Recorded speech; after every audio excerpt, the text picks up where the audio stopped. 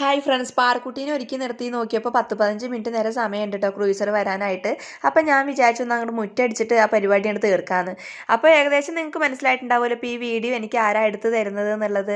കാരണം വീഡിയോ നന്നായിട്ട് ഷെയ്ക്ക് ചെയ്യുന്നുണ്ട് കേട്ടോ. എന്നാലും അവളുടെ ഒരു ആഗ്രഹമല്ലേ എന്ന് വിചാരിച്ചിട്ട് ഞാൻ ഒന്നും പറഞ്ഞിട്ടില്ല. അവൾ അതിൻ്റെ ഇടയിൽ കൂടെ അമ്മ അത് പറയൂ ഇത് പറയൂ എൻ്റെ അമ്മ മുറ്റടിക്കുകയാണെന്നൊക്കെ പറഞ്ഞിട്ട് ഡയലോഗൊക്കെ അടിക്കുന്നുണ്ടായിരുന്നു കേട്ടോ. പിന്നെ അവളെ വണ്ടിയിൽ കയറ്റി വന്നിട്ട് ഞാൻ മുറ്റത്ത് കൂടെയൊക്കെ നടന്നു. നമ്മളെ ചെടികളൊക്കെ അത്യാവശ്യം പൂത്ത് നിൽക്കുന്നുണ്ട് കേട്ടോ. പിന്നെ നമ്മൾ കുഴിച്ചിട്ട പ്ലാന്റ്സൊക്കെ ഒന്ന് നോക്കി. പിന്നെ നമ്മളെ കിളിക്കൂട് അവിടെ തന്നെ ഉണ്ട് കേട്ടോ. കിളികളിങ്ങനെ വന്നും പോയിക്കൊണ്ടിരിക്കുന്നുണ്ടായിരുന്നു. പിന്നെ ഇന്ന് ഞാൻ ഉണ്ണിക്കണ്ണൻ്റെ റൂം ഒന്ന് ക്ലീൻ ചെയ്യാനായിട്ട് നിൽക്കുകയാണ് കേട്ടോ. കാരണം പൊടി പിടിച്ചിട്ടുണ്ടായിരുന്നു.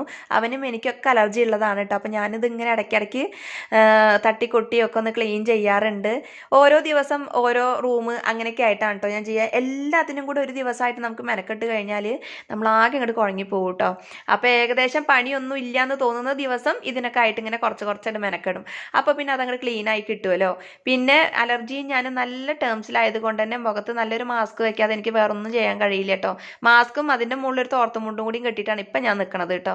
അപ്പോൾ എന്തായാലും ഒക്കെ ഒന്ന് തട്ടിക്കൊട്ടി ഒന്ന് വൃത്തിയാക്കി. രണ്ട് പുറത്തെ ജനലും ബാക്ക് ഭാഗം, അതായത് ഫ്രണ്ടത്തെ മുറ്റത്തുനിന്ന് നോക്കുന്ന ആ ഭാഗം ഉണ്ടല്ലോ, അവിടെ ഞാൻ നന്നായിട്ട് ഓസിട്ടിട്ട് ജനൽപ്പൊളികളൊക്കെ നന്നായിട്ട് കഴുകും കേട്ടോ. പിന്നെ ഈ ഭാഗത്ത് ഞാൻ തുണി വെച്ച് നനച്ചിട്ട് തുടച്ചെടുക്കുകയാണ് ചെയ്യുക. ആദ്യം എൻ്റെ കയ്യിൽ ഒരു നല്ല ഭംഗിയിലൊരു കുഞ്ഞു ചൂലുണ്ടായിരുന്നു കേട്ടോ. അതായത് ഒരു പഞ്ഞി പോലെ, എന്താ അതിന് പറയാമെന്ന് എനിക്കറിയില്ല. ഇപ്പോൾ അതിങ്ങനെ തട്ടുമ്പോൾ അതിൻ്റെ പഞ്ഞിയൊക്കെ ഇങ്ങനെ കൊഴിഞ്ഞ് വീഴുകയാണ്. അപ്പോൾ അത് ഉപയോഗിക്കാൻ പറ്റാതായിട്ടുണ്ട്. അപ്പോൾ അതുകൊണ്ടാണ് കേട്ടോ ഞാൻ തുണി വെച്ചിട്ട് തന്നെ നനച്ച് തുടച്ചെടുക്കുന്നത്. അപ്പോൾ ജനലൊക്കെ തുണി വെച്ച് നനച്ച് തുടച്ചെടുത്തു. പിന്നെ അടിച്ച് വാരി ഒക്കെ ഒന്ന് തുടച്ച് വൃത്തിയാക്കി ബെഡ്ഷീറ്റൊക്കെ ഒന്ന് മാറ്റിയിട്ടു കേട്ടോ. അമലിൻ്റെ റൂമിൽ എന്തൊക്കെ സാധനങ്ങളാണ് ഇല്ലാത്തതെന്ന് എന്നോട് ചോദിക്കരുത് കേട്ടോ. കാരണം അത്രയും സാധനങ്ങൾ അതിനകത്ത് ഉണ്ടാവും. സൈക്കിളിൻ്റെ പമ്പ് വരെ മേശപ്പുറത്ത് വെച്ചിട്ടുണ്ട്. പിന്നെ അവൻ വരച്ച ചിത്രമാണ് കേട്ടോ കണ്ടത്. അവൻ ചുമരിലൊക്കെ അങ്ങനെ ചിത്രം വരച്ച് വെക്കാറുണ്ട് കേട്ടോ.